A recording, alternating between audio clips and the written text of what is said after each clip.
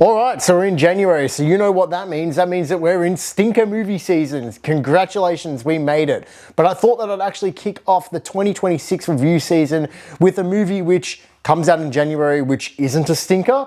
This is my review for the latest horror film, Primate.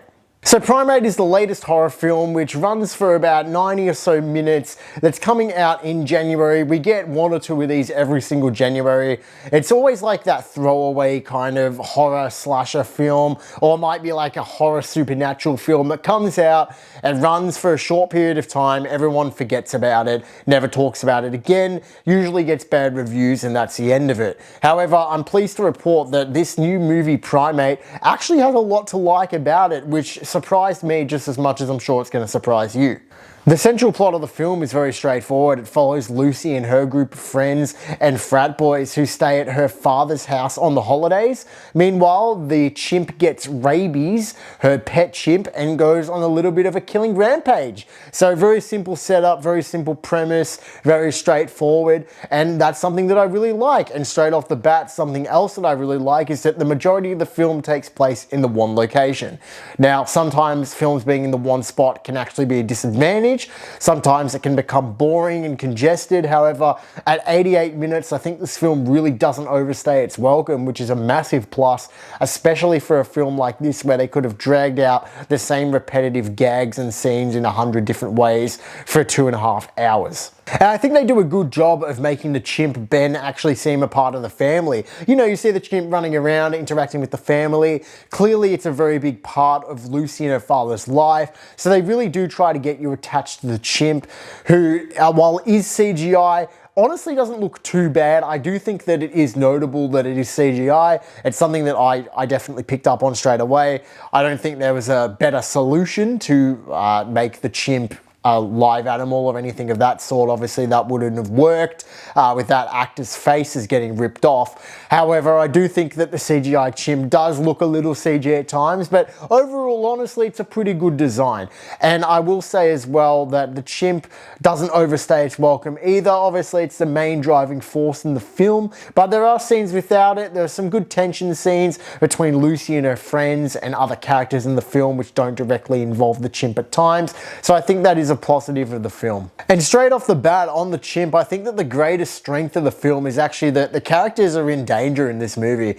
I mean, quite often you'll see movies where characters just seem to be able to get away with anything, and you know, they can be dumb, they can make decisions which you wouldn't normally make, they can really taunt death and taunt the Grim Reaper. But I think in this film they do a great job of actually conveying very early on that the characters are in danger, and I think that it's really important in horror films especially to make sure that the audience really realizes that, to take it seriously. And that's something which I have to give this movie really big props for. It's that there are no characters in this movie that are safe. There are no characters in this movie that are going to get away with taunting this chimp who's on this murderous rampage. There's no characters in this movie that are going to get away unless they really deserve to. And that's something which I've got to make props to the movie for. I also think that the chimp Ben, his personality is quite funny at times. There's definitely a few times where I laughed out loud, to be honest.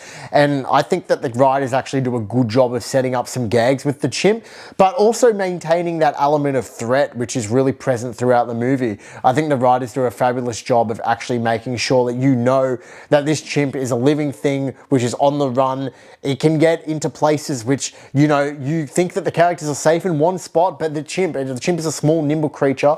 It can get in. I think they do a good job of putting them in a variety of situations. There's one specifically, which I won't spoil, where the chimp really can be unexpected at times and get into spots where you wouldn't expect it to.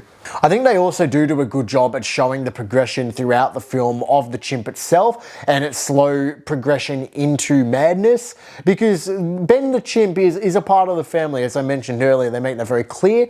They want to merely make sure that you understand that the relationship between Ben and the family is one of love, not one of, you know, they're getting his entertainment value in being a pet. You really want to make sure that as an audience you convey to them that Ben's love for the family and the family's love for Ben is equal and mutually beneficial. I think they do a great job of that, and I think they do a great job of sort of showing through Ben's facial expressions and motion capture movements that Ben doesn't want to hurt the family. It's really only just out of necessity of this disease. And I think they do a fantastic job of conveying that.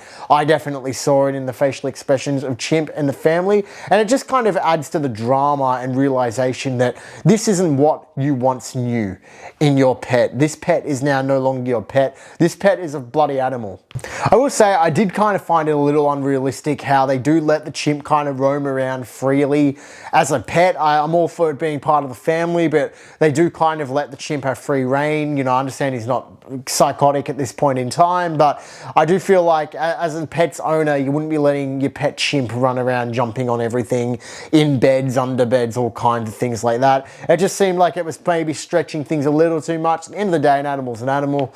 It's not a cat or a dog. I understand the chimp's not aggressive, but yeah, it did seem like at times they definitely were letting old Ben, roam around the house like he was the landlord. As I said, there's a real sense of threat and danger in the film, and I feel like the human actors really do a great job of conveying that as well. I didn't feel like any of the actors or actresses were annoying in this movie at all, to be honest, which can be quite rare these days. You usually get a character who's quite annoying. I thought that all the characters were pretty well written. The frat boys, I think, actually do break up the rhythm of the movie in a positive way. Honestly, the movie can be quite repetitive in some sense. Obviously, you've got the chimp who's going around attacking a family. So there's only so many things you can do about that. And I mentioned that it didn't overstay its welcome. And part of the reason why it didn't overstay its welcome is because they brought in other elements, such as these other characters who come in and experience things later in the film. And honestly, like, it can be quite graphic at times, this movie. I understand that it's rated R, but I respect them for not being afraid to show some of these kills and be able to really delve into what's actually happening in the real life scenarios on screen. I know a lot of the times they can cut away and kind of cut corners, but there are a few shots in the movie where you'll just see what's going on and you're like, it's very good. And I quite liked the fact that they didn't shy away from showing some of the really graphic kills in the movie. As I mentioned, the movie's pretty well paced, 88 minutes, it's not overstaying its welcome. I felt like it went for the right time. I was more than happy to leave when the credits rolled. I didn't feel like I got robbed by being a shorter movie. Felt like it was worth the money. The movie's not perfect, of course. There's only really so much storytelling-wise you can do with something like this, but I'm gonna judge this on the basis of, did I have fun? Which I did. And was it well paced? Which it was. Were the characters annoying? No, they weren't. And did I get the sense of a roller coaster thrill ride, which I walked out feeling like I got my money's worth? The answer is yes. And in January for a horror film, that is all I can ask for. So I'm actually going to rate this one quite high. Let's give it a 7.5 out of 10. I was really pleased with what I got out of this movie. Thanks for watching the first review of 2026, guys, for Primate. If you like that, please like and subscribe. Planning on posting more throughout the year, getting back on the grind with the movie reviews. I've been having a lot of fun with it. I'll see you guys next time. Take care.